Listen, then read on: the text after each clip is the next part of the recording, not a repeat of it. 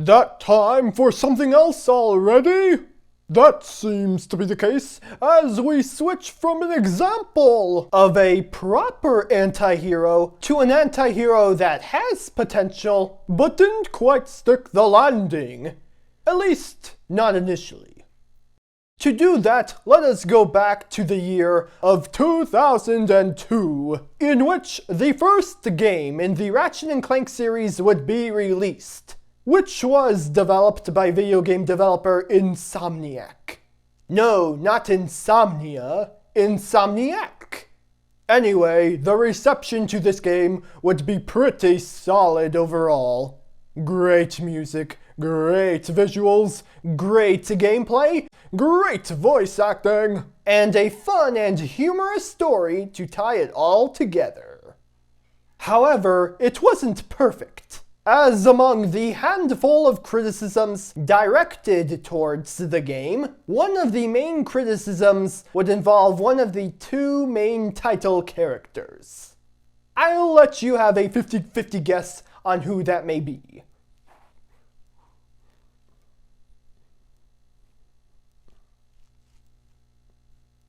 Time's up, it's Ratchet. As to why that is, I'll have to skip through a summary of the story and get right to the point. In Ratchet & Clank, a lone Lombax named Ratchet has an encounter with a mysterious robot that he ends up nicknaming Clank. Clank is on a mission to ask the galaxy's intergalactic hero, Captain Quark, for help and asks for Ratchet's assistance in finding him. The urgent need stems from a video that Clank saw, detailing the villain Tract and his plans on using the choicest parts of other planets in order to create a new planet. Who doesn't care about the well-being of others?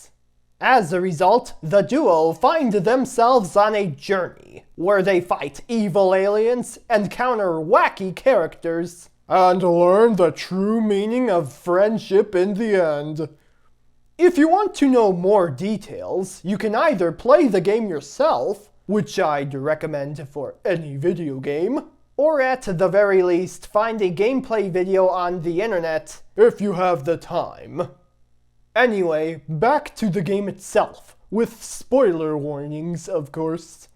It happens in the middle of the game, where Captain Quark approaches the duo because of the raw talent that he has seen from them, and decides to put them through one last obstacle course as a means of proving themselves. This turns out to be a trap from Quark to have them destroyed by a monster.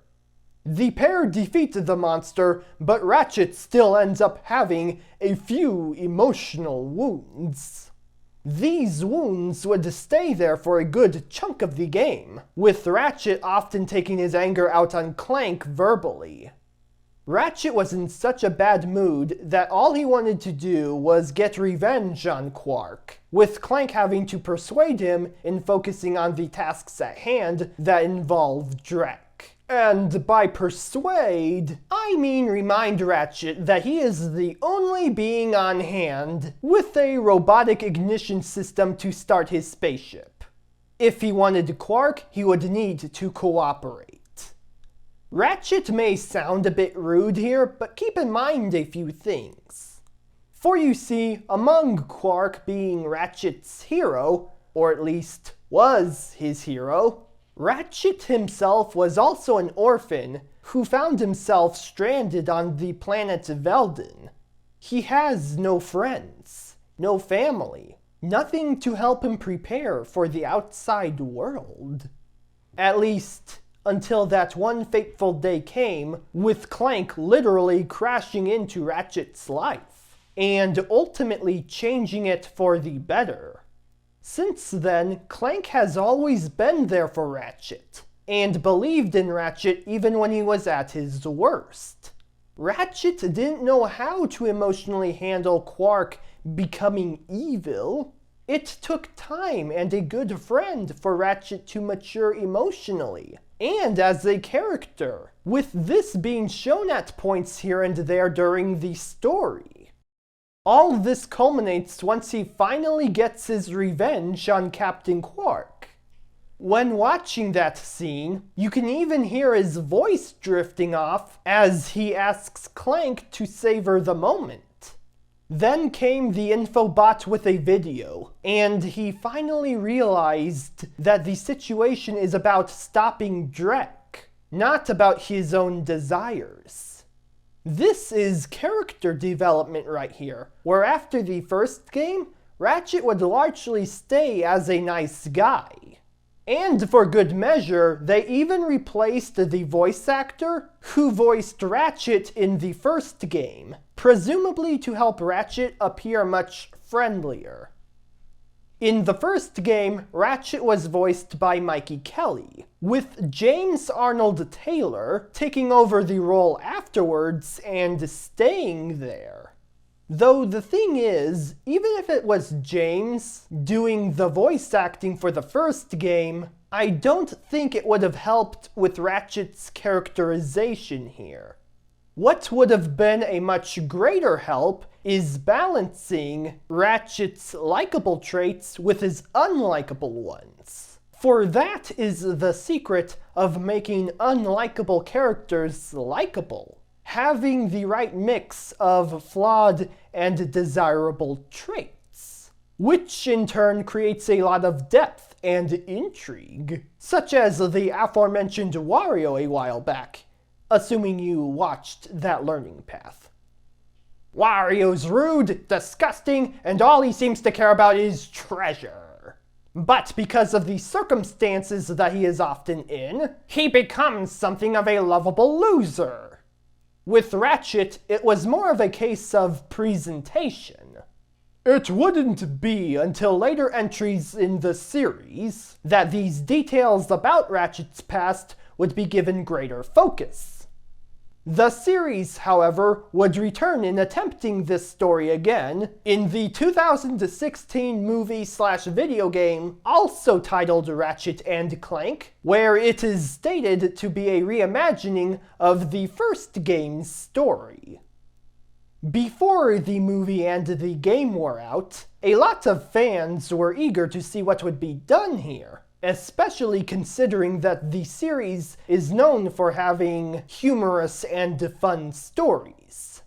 However, the reception to the story is what was dealt the most criticism about the video game/movie. Both the video game and movie being a bit different, just so you know. But regardless of movie or video game, Ratchet was the main factor when it came to the story here. In something of an ironic twist, many fans felt that Ratchet has lost most of the edge in this story when compared to the original. For you see, Ratchet in this movie game doesn't have his infamous unlikable moments, isn't a loner as he was raised by others, and has always wanted to be a hero thanks to a group called the Galactic Rangers, involving Quark, of course.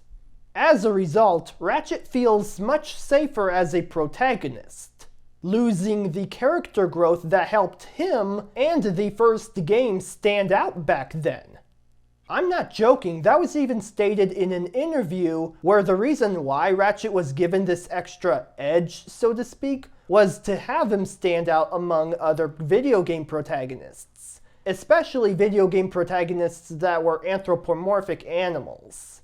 Because you see, anthropomorphic animals in the 90s were often seen as something of a gimmick, with a lot of the games not being regarded too highly. There were exceptions, of course, but a stigma would still exist for some video game developers, at least for the time. As a result, in the early 2000s Ratchet & Clank, Ratchet was given something of a bold personality to help him stand out from the crowd. A video game protagonist such as Ratchet wasn't common in video games at the time, which is why some people didn't end up liking his character. Though I should mention, it's not entirely the reason why Ratchet's personality was criticized, as it could just be down to execution here and there. But the time frame in which the game was first released might have contributed a decent portion to the initial reception of the first game. And that's it for this learning path. Thank you all for watching, and I'll see you next time with something else. Bye!